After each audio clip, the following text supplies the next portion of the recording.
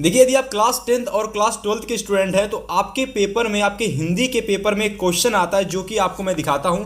एक क्वेश्चन पूछा जाता है जो कि भैया निबंध से रिलेटेड होता है। ठीक है, अभी मैं इस पूरी वीडियो में आपको बताने वाला हूं कि अगर आप सभी लोगों को कोई निबंध नहीं आता है, मतलब आपके पेपर में, इस हिंदी के पेपर में कोई ऐसा निबंध पूछ लिया गया जैसे कि आपको एक भी नहीं आते हैं। आपके परीक्षा में टोटल 5 या फिर 4 निबंध पूछे जाते हैं, लेकिन 5 या 4 में से अगर आपको कोई भी नहीं आता है या फिर अगर आप याद करके नहीं जाते हो, तो आज के इस वीडियो के अंदर मैं आपको बताने वाला हूं कि आप बिना पढ़े निबंध कैसे लिखोगे। मतलब अभी तक मतलब आपने निबंध में कुछ भी नहीं पढ़ा है, पेपर में बिना पढ़े निबंध चले गए हैं, तो उस निबंध को आप अपनी भाषा में बना करके कैसे लिखोगे, क्या तरीका है, मैं आपको सब कुछ बताने वाला हूं इस छोटी सी वीडियो में। और हाँ, अगर आपने इस तरीके से लिखा निबंध, जिस तरीके से मैंने यहाँ पर निबंध को लिखा है, ठीक है, यहाँ देखो, इस तरीके से अगर आपने निबंध को लिखा, और भी मैं आपको दिखाता हूँ आगे, ठीक है, इस तरीके से अगर आपने निबंध लिखा तो मेरी गारंटी है एग्जामिनर आपकी कॉपी देखते ही समझ जाएगा कि ये एक टॉपर स्टूडेंट है, और वो बहुत कम चेक करेगा और आपको पूरे में पूरे निबंध में नंबर देगा। लेकिन इससे पहले मैं आपको बता देता हूँ कि आपके पेपर में जब क्वेश्चन आएगा ना, तो सबसे पहले आपको देखना होगा कि हमको कौन सा निबंध आता है। ठीक है, तो देखो, सबसे पहले मैं यहाँ पर आपको क्वेश्चन दिखाता हूँ। ठीक है, देखो, सबसे पहले प्रश्न हमको 10वां देखने को मिलेगा कि निबंध मतलब निम्नलिखित में से किसी एक विषय पर निबंध लिखो। ठीक है, तो चलो, जैसा कि पहला निबंध आ गया, बेरोजगारी एक अभिशाप है। ठीक है, तो मान लीजिए ये तो सरल सरल निबंध होते हैं, पर पेपर में क्या होता है, कठिन कठिन निबंध आ जाते हैं। तो आपको निबंध कैसे करना है मैं आपको अभी तरीका बताऊंगा। ठीक है, यहाँ पर देखो, बिना पढ़े आपको निबंध कैसा लिखना मैं आपको बताऊंगा अभी। ठीक है, तो दूसरा देखो है पर्यावरण प्रदूषण पर, तीसरा है विज्ञान अभिशाप या वरदान, चौथा है वृक्षारोपण। तो ये मान लीजिए एक सरल निबंध है, मतलब ये ऐसे निबंध है जो कि मोस्ट इंपॉर्टेंट होते हैं, हर साल आते हैं, पर आपके पेपर में ऐसे निबंध भी पूछे जा सकते हैं जो अभी तक कभी भी नहीं पूछे गए हैं। तो याद रखना, इस वीडियो को पूरा देख लेना। ठीक है, सबसे पहले बात करेंगे कि आपको निबंध लिखना कैसे है। ठीक है, तो देखो, सबसे पहले आपको बेहतरीन तरीके से हेडिंग बनानी है। लास्ट जो भी आपका प्रश्न संख्या हो वो आपको डाल देना है, और डालने के बाद में प्यारे साथी, आपको जिस भी टॉपिक पर आप निबंध लिख रहे हो उस टॉपिक का नेम डाल दो। ठीक है, इसके बाद में क्या करो, सबसे पहले आप लोग देखिए, मैंने यहां पर एक काम नहीं किया, आप लोग कर लेना, आप लोग रूपरेखा बना लेना। ठीक है, तो प्यारे साथी, यहां पर देखिए मैंने एक हेडिंग नहीं बनाई है, पर आप जरूर बना लेना। अगर आप वो हेडिंग बना लेते हो ना, तो मेरी गारंटी है आप लोग किसी भी तरीके का निबंध लिखो, आपका निबंध दिखने में अगर अच्छा लगेगा ना, तो आपको एग्जामिनर पूरे नंबर देगा। ठीक है, तो सबसे पहले देखो, आपको क्या करना है कि जिस भी टॉपिक पर आप निबंध लिखो, टॉपिक लिखने के बाद पश्चात में आपको क्या करना है प्यारे साथी, रूपरेखा आपको हेडिंग लगा देनी है। रूपरेखा में हर एक पॉइंट लिख देना, जिस जिस पॉइंट पर आप अपना कह सकते हो लिखना चाहते हो। जैसे पहली हेडिंग तो हर समय बनाना प्रस्तावना, ठीक है, और लास्ट वाली हर समय हेडिंग उपसंहार जरूर बनाना। ठीक है, तो स्टार्टिंग की प्रस्तावना और अंतिम हेडिंग उपसंहार, ये आपकी सेम रहनी चाहिए, मतलब कि इसके बीच में आप कोई भी हेडिंग बना देना, परंतु स्टार्टिंग की और सबसे अंतिम हेडिंग आपको भैया प्रस्तावना और उपसंहार ही बनानी है। ठीक है, तो जैसे प्रस्तावना है बेरोजगारी की समस्या, बेरोजगारी के कारण, आप चौथी पांचवी हेडिंग बना देना अपने हिसाब से, और उपसंहार, ऐसे करके आपको रूपरेखा में सारे पॉइंट्स लिख देने हैं। ठीक है, जो कि मैंने यहां पर नहीं लिखे हुए हैं, थोड़ी सी मिस्टेक हो गई है, पर डोंट वरी, मैंने आपको बता दिया, कोई दिक्कत नहीं। अब चलिए, प्रस्तावना लिखने के पश्चात प्यारे साथी, आपको क्या करना है, कुछ इस तरीके से अपना निबंध लिखना स्टार्ट करना है। देखिए, ये निबंध बहुत सरल भाषा में लिखा हुआ है। बेरोजगारी एक अभिशाप टॉपिक पर निबंध है, एकदम सरल शब्दों में लिखा गया। प्रस्तावना लगा करके एकदम अच्छे से आपको बना बना कर लिखना स्टार्ट कर देना है कि आज जब हम हमारे देश की समस्याओं की गणना करते हैं, तब हम उनमें बेरोजगारी की समस्या को शीर्ष स्थान देते हैं।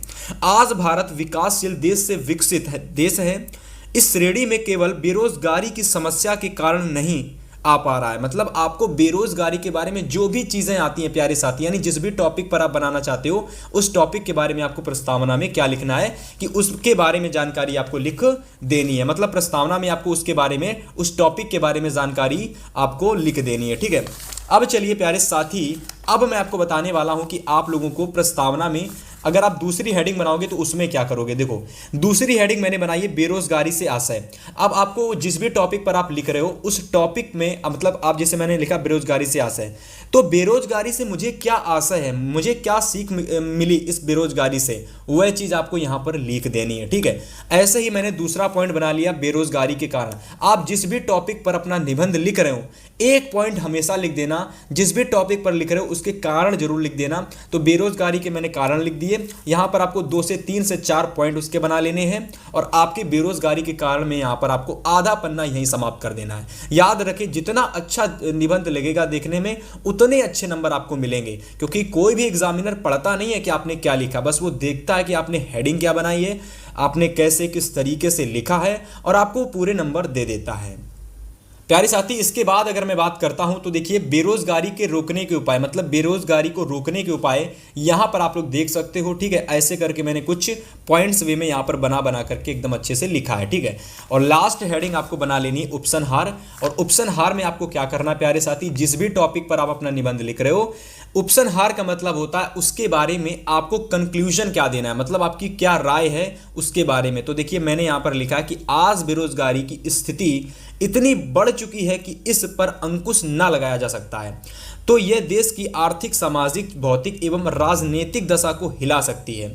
यदि बेरोजगारी की बात भारत के परिप्रेक्ष्य में की जाए तो निश्चित ही हमारा देश विकसित देशों की श्रेणी में भी आएगा। ठीक है, तो प्यारे साथी यहां पर मैंने क्या किया, आपको बताया कि आपको लिखना कैसे निबंध। ठीक है, अब चलिए आपको मैं बताने वाला हूं कि आपको भैया अगर कोई निबंध नहीं आता है तो आपको क्या करना है, आपको बिना पढ़े कैसे निबंध लिखना है। ठीक है, तो अब देखिए यहां से स्टार्ट करिए और ये चीज बहुत इंपॉर्टेंट है। अगर आपने ये चीज समझ ली ना तो मैं गारंटी के साथ कह सकता हूं कि अगर आप लोगों ने यहां पर ये 5 काम जो मैं बताने वाला हूं आपने कर लिए ना तो 7 में 7 नंबर आपके पूरे में पूरे आएंगे, अगर आपको निबंध नहीं आता है और इस तरीके से आप लिखते हो।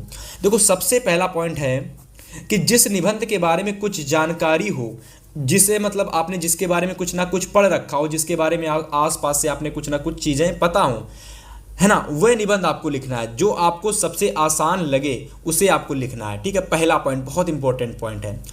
दूसरा पॉइंट है कि सबसे पहले उसके क्या पॉइंट्स हैं ये आपको अपने माइंड में, मतलब आपका जो दिमाग होता है ना माइंड, उसमें आपको सोच लेने कि मुझे ये पॉइंट ये सारे पॉइंट मुझे लिखने हैं। अगर आप नहीं सोच पा रहे हो तो पहले लिखो कॉपी में, ध्यान कुछ मतलब कुछ अपने आंखें बंद करो, सोचो कि इसके बारे में क्या पॉइंट्स हो सकते हैं। ठीक है, इसके बारे में कम से कम 5 पॉइंट्स उसके याद करो, बना करके लिखो। सबसे पहले 2 पॉइंट्स तो आपको पता ही होते हैं। पहला पॉइंट होता है प्रस्तावना, ठीक है, अंतिम पॉइंट आपका 5वां पॉइंट या 6ठा पॉइंट आपका होता है उपसंहार। तो प्यारे साथी क्या है, केवल आपको 2 से 3 पॉइंट ही तो सोचने हैं और अगर आपने वो पॉइंट सोच लिए फिर आपको क्या करना है कि उसके अंदर मतलब वो जितने भी पॉइंट होते हैं आपको रूपरेखा के अंदर डाल करके आपको लिख देने हैं और इसके पश्चात हर पॉइंट्स को कम से कम 8 लाइनों 7 लाइनों के अंदर आपको समाप्त करना है। टोटल आप 5 पॉइंट्स लिखेंगे, याद रखना 3 पॉइंट आपको केवल सोचने हैं। अगर आपने 3 पॉइंट सोच लिए इसके पश्चात कुछ नहीं करना, आपको क्या करना है, पहला तो उपसंहार रहेगा, प्रस्तावना रहेगा, अंतिम आपका उपसंहार रहेगा। तो प्रस्तावना के बारे में उसके बारे में जानकारी दे दो और भैया आपको क्या करना, जिस भी टॉपिक पर आप निबंध लिख रहे हो 1 पॉइंट हमेशा कारण वाला जरूर बना देना। ठीक है, कि इसके बारे में इसके क्या कारण है, ठीक है, इसके क्या निवारण है। तो ऐसे करके आपको लगभग 5 पॉइंट बना देने हैं और हर पॉइंट्स के अंदर आपको 8 लाइन 7 लाइनें इस तरीके से आपको लिख देनी है। आपका जो निबंध है कम से कम 3 पेज के अंदर या तो भैया 2.5 पेज के अंदर आपको लिख के आना है, इस बात को ध्यान रखना। ठीक है, चौथा पॉइंट है कि जितना हो सके उतना सोचना है कि मैं क्या लिख सकता हूं इसके बारे में और क्या मैं लिख सकता हूं। ठीक है, और यही चीज आपको उस निबंध में आपको बेहतर बनाएगी। ठीक है, और याद रखना 5वां पॉइंट है कि निबंध देखने में बहुत अधिक आकर्षक लगना चाहिए और अगर आकर्षक लगेगा तो आप लोगों को पूरे में पूरे नंबर यानी 7 में 7 नंबर आपको निबंध में मिलने वाले हैं। ठीक है, तो उम्मीद है कि आप इस तरीके से अपना निबंध लिख के आओगे।